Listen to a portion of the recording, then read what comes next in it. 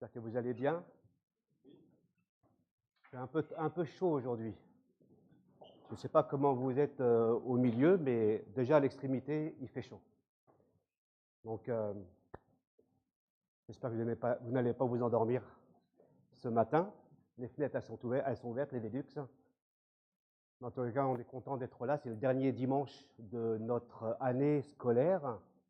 Donc, on marque le coup aussi par un repas en commun qui va clôturer ce temps ensemble, un barbecue, mais aussi, comme on l'a vu, un diaporama qui reflète, mais vraiment brièvement, ce qui s'est passé durant septembre l'année dernière, ce que Dieu a fait de beau au travers de chacun d'entre nous, dans tous les ministères, quels qu'ils soient. Nous avons aussi l'habitude de dire qu'il y a les ministères qui sont en vue, ou visibles, vous me voyez, donc vous savez à qui je ressemble, et puis il y a des ministères que vous ne voyez pas, ceux qui sont vraiment dans les coulisses, mais c'est presque 90-95% de l'œuvre de Dieu dans les coulisses, et qui permettent que l'Évangile soit annoncé, que Dieu soit glorifié, que des âmes se tournent vers le Seigneur et que des vies soient transformées.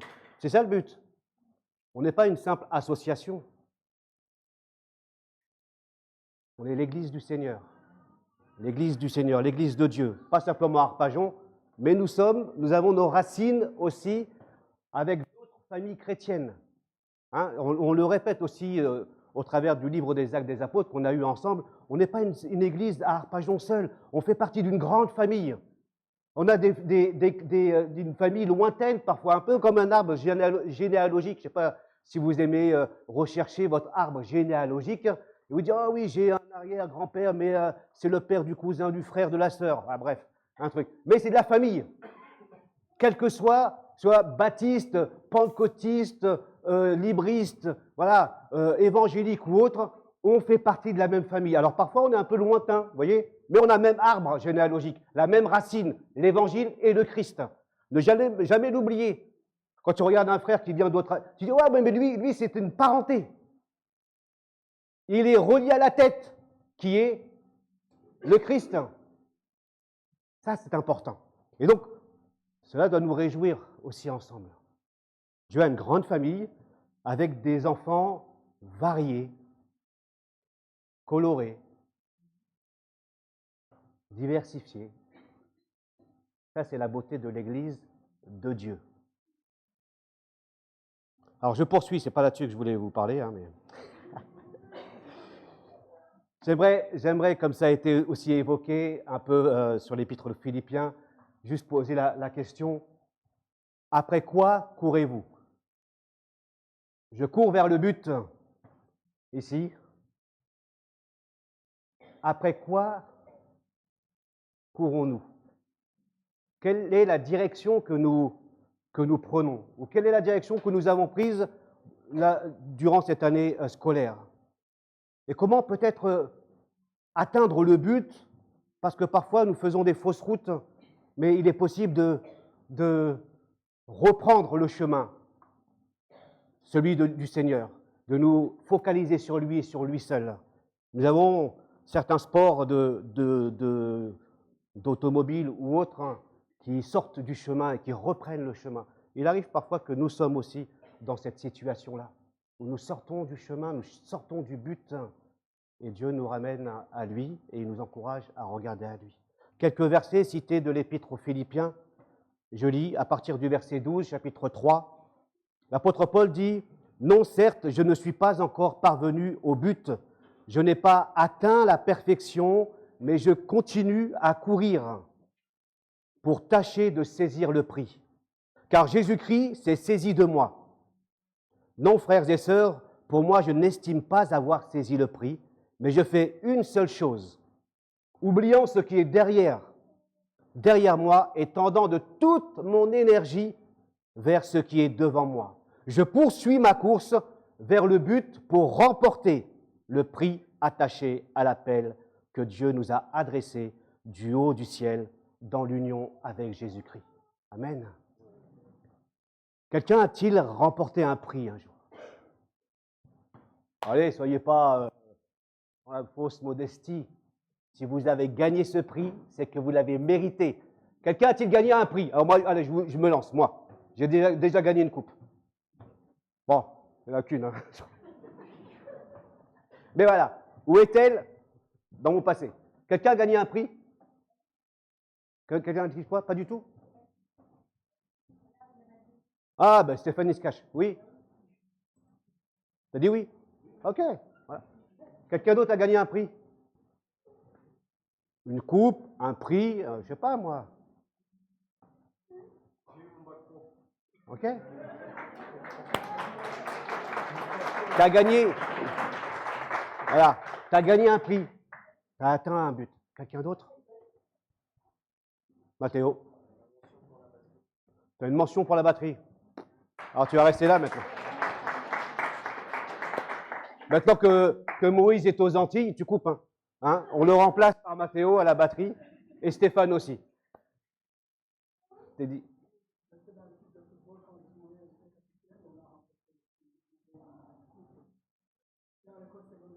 Ok, voilà, footballeur, t'es dit. Très bien. Amen. Quand on gagne un prix, il y a un sentiment de fierté. Non pas forcément un sentiment d'orgueil, mais on a un sentiment de fierté bien placé parce qu'on a fait tout ce qu'il fallait pour obtenir ce prix-là. Et c'est Dieu qui nous accompagne. Et donc, la Bible nous dit tout simplement que si on doit se glorifier ou avoir de la fierté, c'est en Christ qu'on l'a. Mais c'est une fierté d'obtenir un prix. Et le prix ici dont il s'agit, Paul nous dit il tâche de gagner un prix. Non pas qu'il n'a pas encore obtenu, puisqu'ailleurs il dit, c'est bon, j'ai combattu le bon combat. Maintenant, le salut m'est réservé, la couronne m'est réservée. Hein? Il n'est pas question de vouloir tâcher d'avoir le prix de la vie éternelle et de croire qu'elle n'est pas tout encore en notre possession. Paul dira dans Timothée, j'ai combattu le bon combat, le prix et la couronne maintenant m'est réservé. Et il a une fierté, on va voir laquelle. Il a atteint le but, il a poursuivi le but. Ce n'est pas toujours le cas de beaucoup de personnes, de certaines personnes. Deux illustrations, deux témoignages plutôt. Boris Becker, qui a été double vainqueur de tennis à Wimbledon, il dit tout simplement, j'étais riche et je possédais tous les biens matériels dont j'avais besoin. Mais j'étais au bord du suicide. Il avait tout ce qu'il fallait. Il avait atteint le but, le prix, le trophée, mais il avait quelque chose qui lui manquait, j'étais au bord du suicide. Et quand on est au bord du suicide, ce n'est pas parce que on est vraiment content, on n'y va pas par gaieté de cœur, mais quelque chose tourne mal dans notre cœur. Sophia Loren, une autre personnalité, dit qu'elle avait tout, les récompenses professionnelles, le mariage, l'argent, la notoriété, mais que dans sa vie, il y avait un grand vide qu'il était impossible de combler.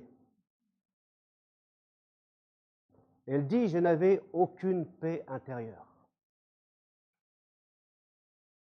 Cela signifie que parfois nous pouvons obtenir certains prix qui donnent une certaine fierté. On pense être arrivé, mais en réalité, le cœur n'est pas comblé. Il reste encore vide.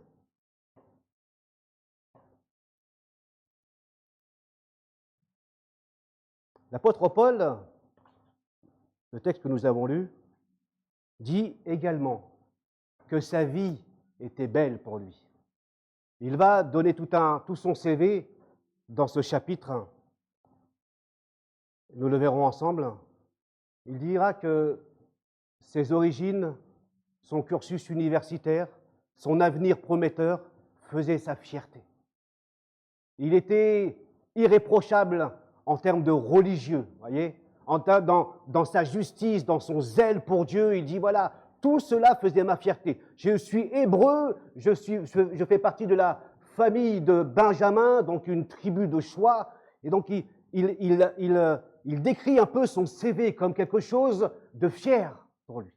Et il va se rendre compte que cette fierté va s'écrouler du jour au lendemain. Au verset 7, nous n'avons pas tout lu, mais Paul, comme de nombreuses personnes, croyantes ou non croyantes, était sûr lui aussi d'avoir atteint son but, était sûr d'avoir réussi dans sa vie. Tout se déroulait devant lui. Or, il dit au verset 7, toutes ces choses constituait à mes yeux un gain. Mais à cause du Christ, je les considère désormais comme une perte. C'est-à-dire que dans sa vie, à un moment donné, même sa vie religieuse, eh bien, il considérait toutes ces choses, ses CV, sa réussite, sa promotion, sa manière d'être de pharisien. Il était invité, quand vous aviez son CV, vous étiez invité à tous les événements publics. D'accord? Donc, beaucoup d'honneur, beaucoup de popularité possible. Et tout cela faisait la fierté de Paul. Je ne sais pas qu'est-ce qui fait ta fierté. Parfois, une fierté mal placée. Parfois, des choses que tu veux atteindre parce que tu penses que cela va remplir ton cœur, ta vie, d'une manière durable, d'une manière profonde. Et Paul le croyait, et Boris Becker le croyait, et Sophia Loren le croyait, et d'autres le croient encore aujourd'hui. Si j'avais ceci, si j'avais cela. Vous connaissez ces deux mots trompeurs? Quand et alors. Deux mots. Quand et alors. Quand j'aurai, alors je serai heureux. Quand j'aurai des enfants, alors je serai comblé. Quand j'aurai tel travail, alors je serai comblé. Quand je serai à la retraite, alors je serai comblé. Et vous continuez. Et la vie montre que, oui, nous pouvons être comblés, mais pas durablement. Pas durablement. Quand vous avez des enfants, un jour ou l'autre, ils vont partir. Donc vous êtes comblés par l'arrivée de vos enfants, mais un jour, ils vont partir ailleurs. Mais très loin parfois.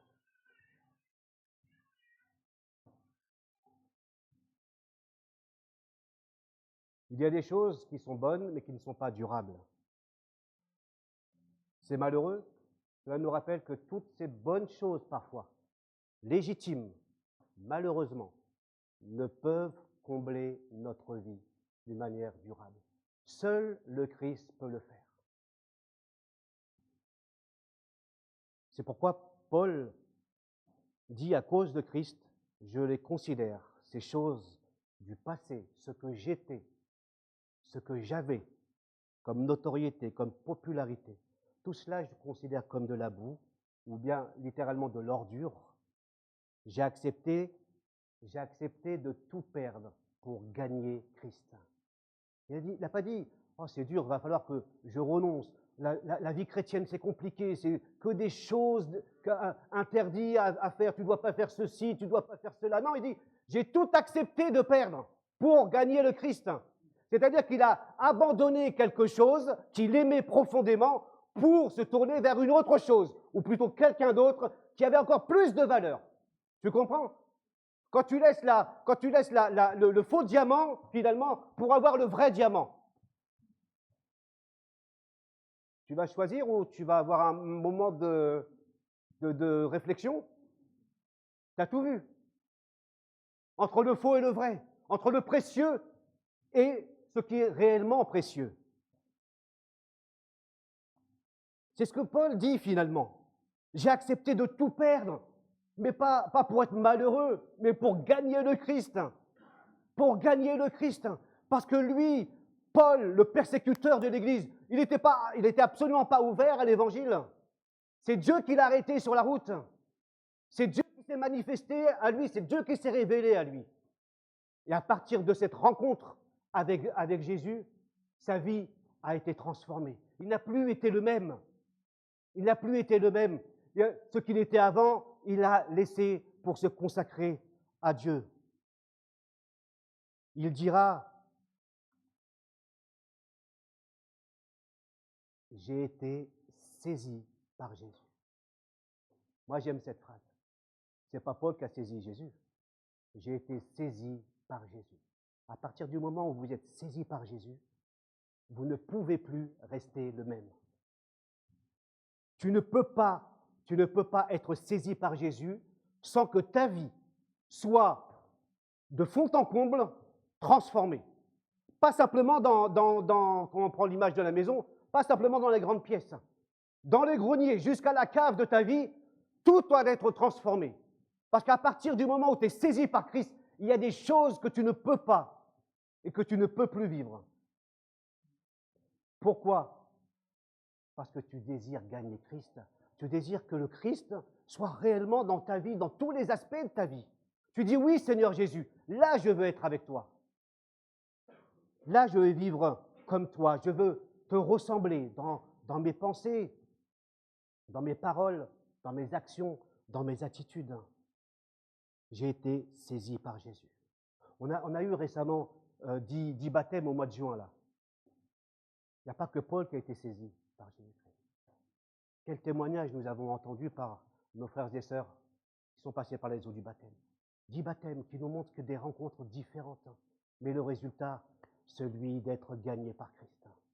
Voilà les témoignages que nous avons entendus, comment Christ est venu changer les vies. Et cette rencontre avec Jésus ne laisse pas les personnes indifférentes. Jésus dira d'une certaine manière la même chose. Il dit que le royaume de Dieu est semblable à un marchand qui cherche une belle perle. Il a trouvé une perle de grand prix et il est allé vendre tout ce qu'il possédait pour l'acheter. Il est allé vendre tout ce qu'il possédait pour l'acheter.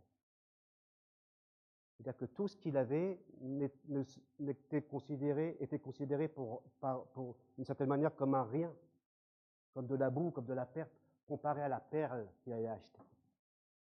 Il n'avait pas de difficulté à échanger une vie bonne avec la vie de Christ qui vous est offerte.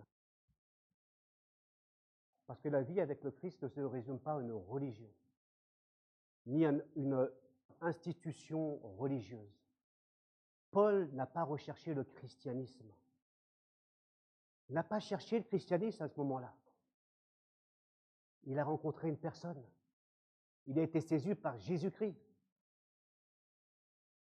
Nous ne défendons pas une religion, mais nous annonçons une personne avec qui nous avons une relation vivante, personnelle aussi. Et ça, c'est important. Ensuite, Paul aura comme défi, comme objectif de connaître le Christ. Mon but est de le connaître lui. Il a été arraché à sa religion, il a été arraché à son ancienne vie, et il a expérimenté la grâce de Jésus. Il a saisi le Christ. Il a reçu le salut en Jésus. Et son but maintenant est de le connaître.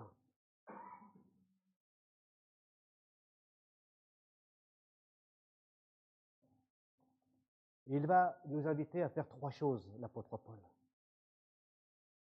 Au verset 12, la première chose, c'est qu'il prend conscience de son état spirituel. Il dit, ce qui me semble important, verset 12, et au verset 13 aussi, il dit la même chose, « Non, certes, je ne suis pas encore parvenu au but. » Et verset 13, « Non, frère, pour moi, je ne m'estime pas avoir saisi le prix. » Paul a ici une juste appréciation de sa vie spirituelle. Il avait conscience du chemin parcouru avec Dieu, mais du chemin encore qu'il reste à parcourir avec Jésus. Malgré ses années de vie chrétienne, il n'estime pas avoir atteint la perfection, ni le but. Il sait que le prix, la récompense, ne s'obtiendra qu'à la fin de la course. Peut-être qu'on a une idée, parfois, qui nous tire vers le bas, et on pense que être chrétien, c'est une fin en soi. Être baptisé est une fin en soi. Et on se dit, c'est bon, je suis chrétien, j'appartiens à Dieu. Mais Paul dit non, je suis chrétien, j'ai été saisi par le Christ et je continue à mieux le connaître, à me laisser aussi visiter constamment par l'Esprit, à accomplir l'œuvre de Dieu encore. Parce que Dieu m'a placé dans un environnement pour le refléter. Et quand Paul dit qu'il n'estime pas être parvenu, C'est-à-dire qu'il n'est pas arrivé à l'état de maturité. Hein? La français courante traduit « je ne prétends pas ou que je sois devenu parfait ». Le mot parfait ne signifie pas atteindre la perfection dans le sens d'être sans péché. Vous savez qu'il y a certains croyants qui le pensent réellement, qui ont pu atteindre et qui ont atteint ce stade de perfection. Ils ne sont plus capables de pécher. Donc moi, je les envie fortement, ces personnes-là. Mais ce que Paul dit, ce n'est pas cette perfection sans péché, mais c'est plutôt cette maturité. C'est devenir adulte dans la foi, à l'image de Jésus. Parce que la Bible nous rappelle que la perfection n'est pas encore de ce monde. Et donc les propos de Paul, d'une certaine manière, nous encouragent à reconnaître que nous ne sommes pas parfaits, que nous n'avons pas encore atteint le but.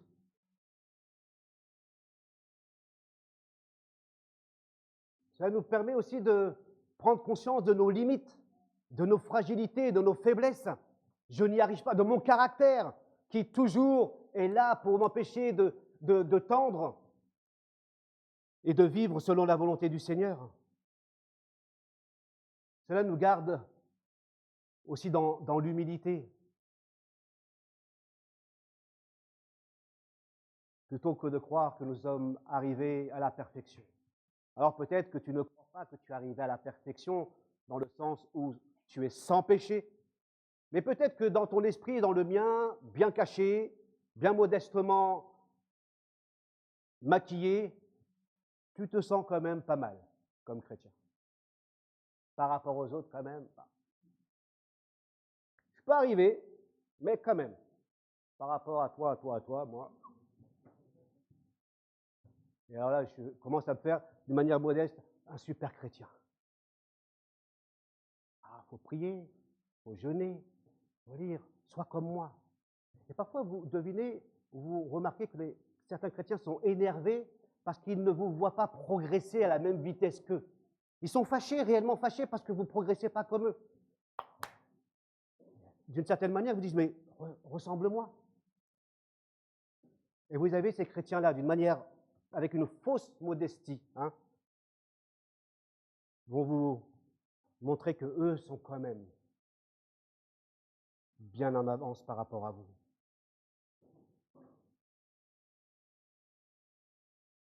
Pour revenir à cet enseignement qui est parfois répandu chez certains chrétiens qui ne pensent plus pécher, l'apôtre Jean nous dit ceci d'important. Il dit, si nous prétendons n'être coupables d'aucun péché, nous vivons dans l'illusion et la vérité n'habite pas en nous.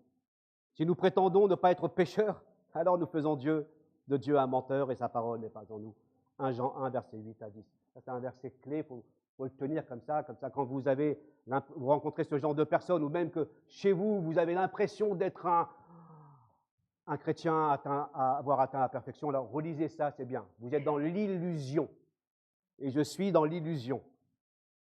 La deuxième chose que Paul nous dit, il nous invite à, je reprends juste le verset, oubliant ce qui est derrière moi. Alors qu'est-ce qu'il oublie? Qu'est-ce qu'il met derrière lui? C'est ce que nous avons lu tout à l'heure au verset 7 à 8. Toutes ces choses constituent à mes yeux un gain.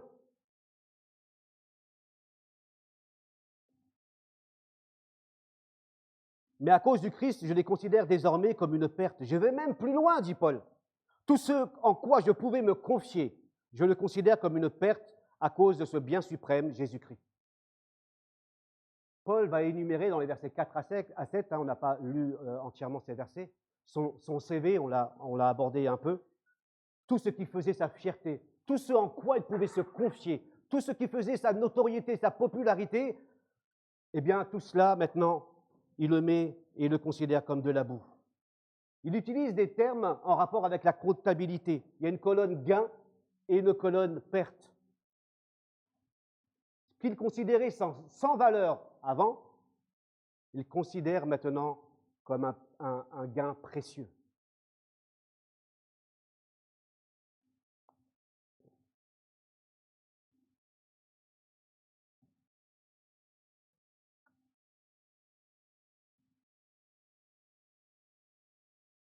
C'est bon, mon temps de parole est terminé? Non. Il y a quelque chose qui s'est produit dans la vie de Paul, c'est qu'il considère son passé comme quelque chose de définitivement passé. Il ne doit plus vivre avec ce qu'il était, ce qu'il croyait être, parce que quelqu'un d'autre a pris une place dans sa vie et l'oriente vers une autre direction. Et parfois, nous sommes aussi liés à notre passé d'une certaine manière. Nous vivons le présent avec le regret du passé. Et Paul nous invite littéralement à un mouvement. Il part du passé, présent et futur. Il ne fait pas marche arrière. Et parfois, nous vivons dans le présent avec constamment les yeux rivés sur le rétroviseur. Hein? Et on roule, et c'est dangereux ça, parce que vous n'avancez pas. Vous allez causer des accidents. Quand vous êtes constamment les yeux rivés sur votre rétroviseur, c'est que vous regardez dans le passé. Vous regardez derrière vous. Paul, il dit, maintenant, j'oublie tout ça. Ma vie passée, elle est terminée. Maintenant, ma nouvelle vie, c'est le Christ. C'est lui, maintenant, le moteur de ma vie. Et nous pouvons être freinés parce que nous vivons dans notre passé. Si j'avais su, si j'avais fait autrement. Tellement de regrets qu'on a parfois. Tellement de blessures, de trahison, de déceptions qu'on a vécues dans le passé et on revient constamment sur ce passé-là. Parce qu'on n'arrive pas à le dépasser. On n'arrive pas à le dépasser. Il a tellement de place en nous. Mais Dieu veut te décharger de ce passé. Il veut te décharger de ce passé. Je dis une troisième fois, il veut te décharger de ce passé. Parce que ce passé-là, il t'empêche de marcher avec le Seigneur. Quels que soient les échecs, quelles que soient les déceptions, quelles que soient les victoires ou je ne sais pas moi, ton CV que tu avais, il veut enlever tout ça. Parce que ça t'encombre, ça t'envahit, ça t'empêche de marcher avec le Seigneur. Souvenez-vous, dans l'Ancien Testament, il est une histoire de Lot, où Dieu va vraiment dire à Lot et à sa famille, il faut que tu quittes Sodome et Gomorrhe, parce que Dieu va envoyer un jugement là. Ces gens-là, ils vivent pas correctement, et Dieu va envoyer un jugement. Donc Lot est obligé d'une certaine manière à être pressé, bousculé pour sortir de Sodome et Gomorrhe, parce que Dieu veut les sauver avec sa famille. Et donc il part, et l'ange dit, vous partez dans telle direction, mais ne vous retournez pas. Et donc Lot, il est parti, mais sa femme était un peu à la traîne. Et vous savez pourquoi elle était à la traîne, sa femme? Pas parce qu'elle courait pas bien. Hein. Quelqu'un dit quoi? Elle regardait derrière. Elle regardait dans le rétroviseur. Et pourquoi elle regardait dans le rétroviseur? Elle regrette? Alors, il part ici déjà. Là, j'entends. Là, vous m'embrouillez, là. Rebecca. Elle ne voulait pas laisser ses anciennes habitudes. C'est ça, c'est vrai, belle-maman l'a dit. C'est ma belle-maman. Donc, elle s'est retournée, elle a été transformée en statue de sel. Elle s'est transformée en statue de sel, comme Sodome et Gomorrhe. C'est-à-dire que son cœur était éloigné de Sodome et Gomorrhe avec Lot. Enfin, sa personne était éloignée de Sodome et Gomorrhe, mais son cœur était resté à Sodome et Gomorrhe. Et tu ne peux pas vivre, tu ne peux pas suivre Dieu tout en ayant un cœur dans Sodome et Gomorrhe. Transformé en statue de sel, c'est-à-dire que son cœur est identifié à Sodome et Gomorrhe. Et donc ce passé-là t'empêche d'avancer avec Dieu. Bien d'autres passés peuvent t'empêcher. Tes échecs, des blessures, on l'a dit ensemble. Ça laisse des traces, et puis parfois tu rabâches toujours la même chose. Et je comprends. Et à un moment donné, il faut que tu dises, est-ce que je veux encore, dans ma vie future, rabâcher toujours ces mêmes choses? Est-ce que je veux que maintenant Dieu me décharge de ça, de mon passé, de manière à ce que ce passé n'ait plus d'emprise sur ton présent, que ce passé ne te bloque plus, si j'avais su, si j'avais fait. On a tous, en tout cas moi, fait des erreurs, des choses qui restent comme ça, avec une encre indélébile. Moi, j'ai des choses que j'ai accomplies, que je regrette profondément, et je pleure devant le Seigneur. Et j'ai honte de certaines choses. Mais tu ne peux pas non plus t'apitoyer, avoir honte tous les jours, 7 jours sur 7. Parce qu'à un moment donné, quand tu t'es repenti, quand tu dis Seigneur, je te donne mon passé, je te donne mes erreurs, je te donne mes fautes, je te donne mes péchés, on fait quoi maintenant, Seigneur? Et lui te dit, mais on fait quoi, Jamel, maintenant? Tu vas rester maintenant comme ça, toujours à te lamenter et à regarder, à pleurnicher sur tes fautes.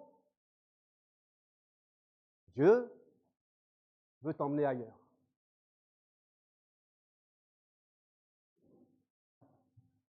La nostalgie du passé. Ah, c'était mieux avant. C'était mieux avant. Hein? Oh, alors, c'était mieux avant. Au moins, il n'y avait pas de pesticides. C'est bien. Bon, mais en même temps, tu mourrais à 3 ans.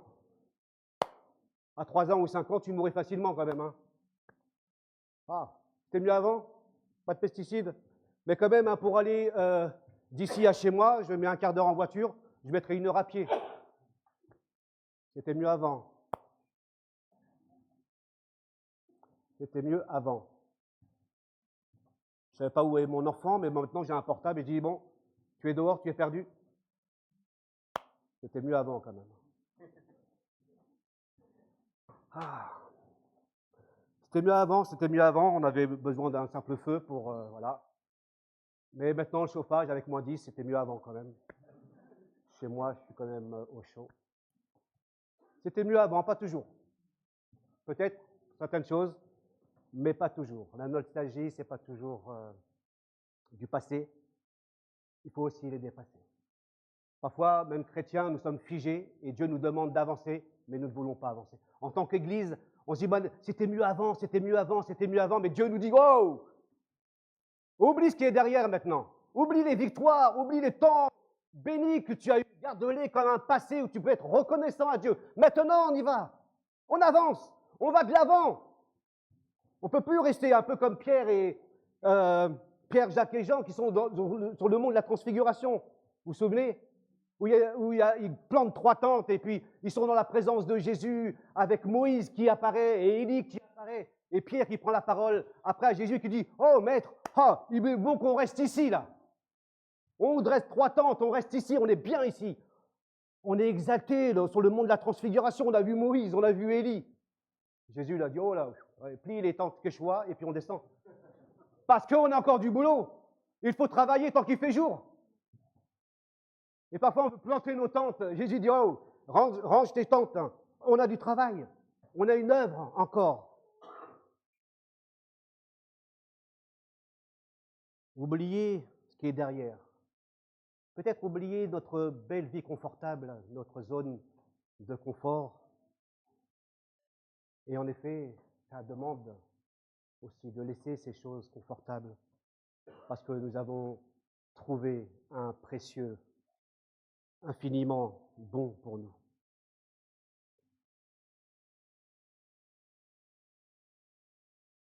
L'illustration de la montgolfière est parlante.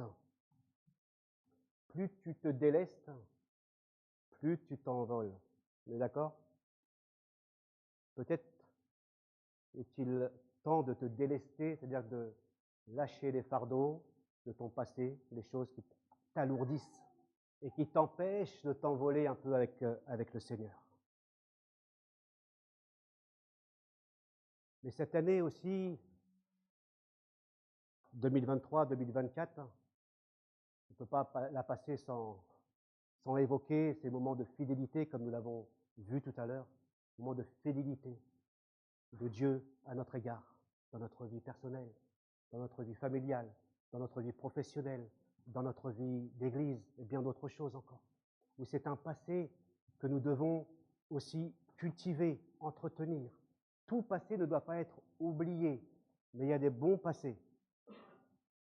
Même nos échecs, vus d'un point de vue de Dieu, peut être bénéfique pour nous. Seigneur, dans mon échec, tu m'as appris. Dans mon échec, tu m'as appris.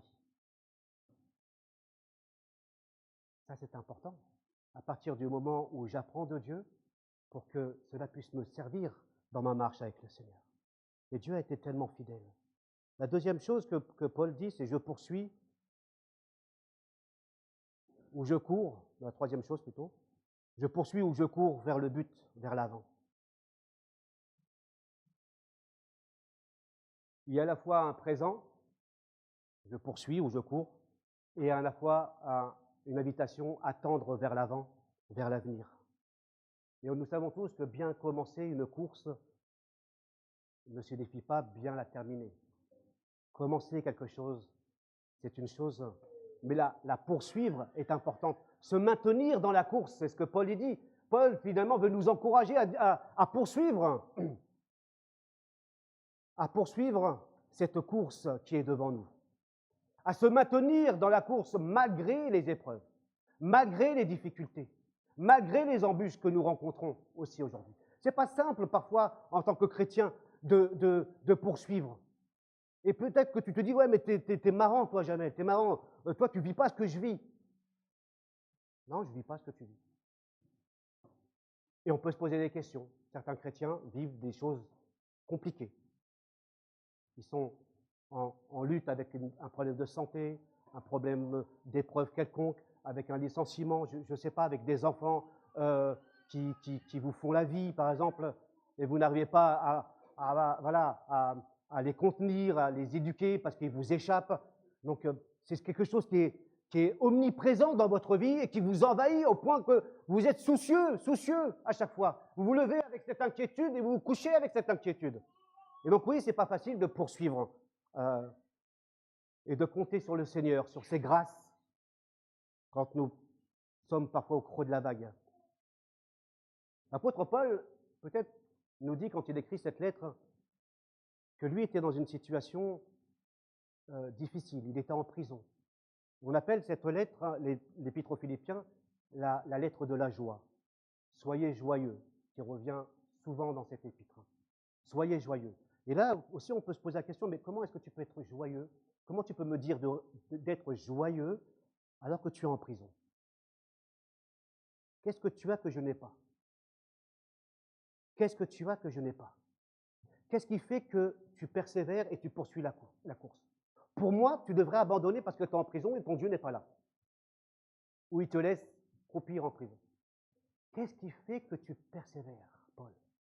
Qu'est-ce qui fait que des chrétiens, comme nous l'avons vu récemment avec Manga et d'autres, des chrétiens de l'Église persécutée, persévèrent, poursuivent la course, malgré les embûches, malgré les difficultés?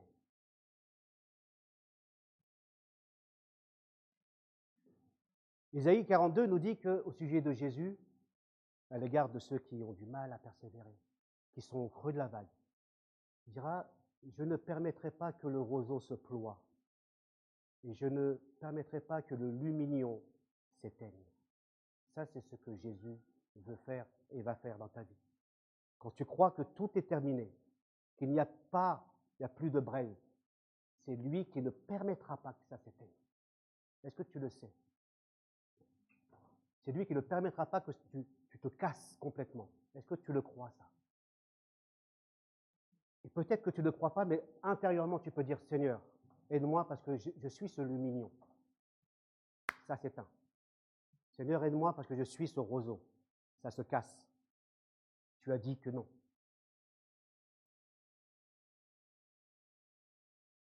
L'apôtre Pierre dira, dans 2 Pierre 1, verset 3, et après verset 5 et 8, la puissance de Dieu vous a tout donné.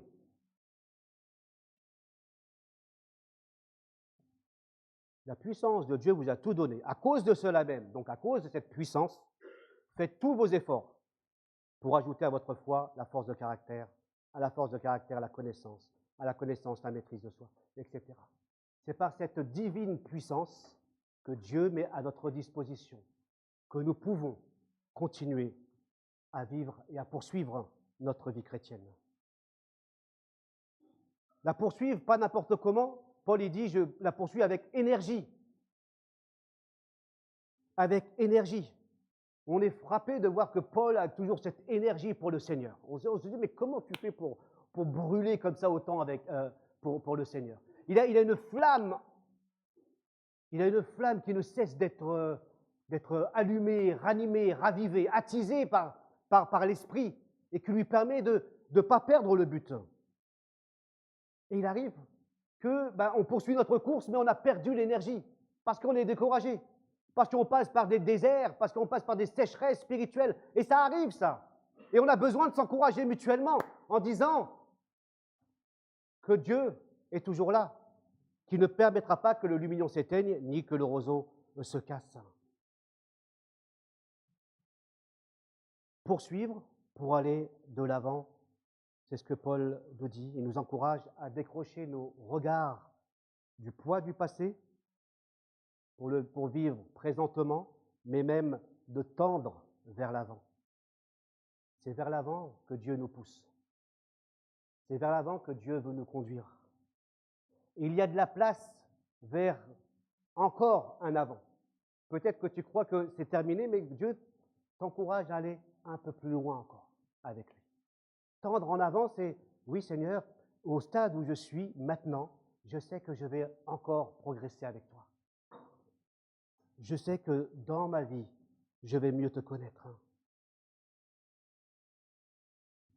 Ce en avant laisse peut-être l'incertitude. On se demande comment cet avant, Dieu va nous conduire. Poursuivre et tendre vers l'avant, c'est faire confiance au Seigneur quant à l'avenir aussi. Quant à l'avenir qui est devant nous, quant aux défis qui sont devant nous, quant aux besoins qui sont devant nous. Alors on compte sur le Seigneur également. Un peu comme Abraham, il obéit à Dieu et la Bible nous dit qu'il partit sans savoir où il allait. C'est un peu ça. Nous tendons vers l'avant en sachant qu'il y aura des moments d'incertitude, des saisons d'incertitude, des périodes d'incertitude, des périodes de défis, des périodes de difficultés.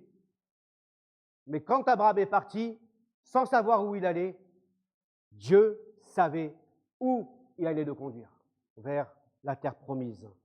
C'est là la promesse que le Seigneur nous donne.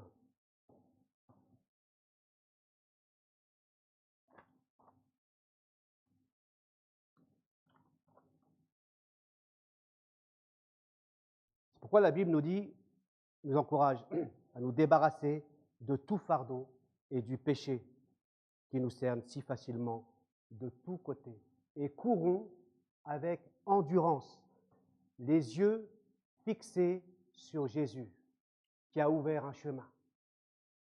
La promesse qui nous est faite ici, c'est déjà la demande qui nous est faite, c'est de nous débarrasser de tout fardeau et de tout péché. Et la promesse, c'est d'avoir les regards fixés sur Jésus, qui lui a ouvert un chemin, qui lui a marché et couru déjà sur ce chemin. C'est-à-dire qu'il nous a précédés sur ce chemin de souffrance et de difficulté. Cela signifie qu'il est capable de te comprendre sur le chemin où tu te trouves aujourd'hui. Parce que lui, il a traversé avant toi. Et il te dit qu'il a traversé dans la souffrance et dans les pleurs, mais il te dit aussi qu'il est ressuscité, qu'il a vaincu la mort.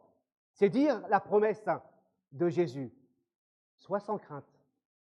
J'ai marché sur ce chemin, mais j'ai vaincu ce chemin par ma résurrection.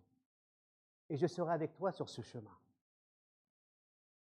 Alors garde les yeux fixés sur Jésus. C'est lui qui t'a précédé et c'est lui qui va t'accompagner, pas à pas. Je t'invite à la prière et peut-être que silencieusement, tu peux faire monter une prière aussi.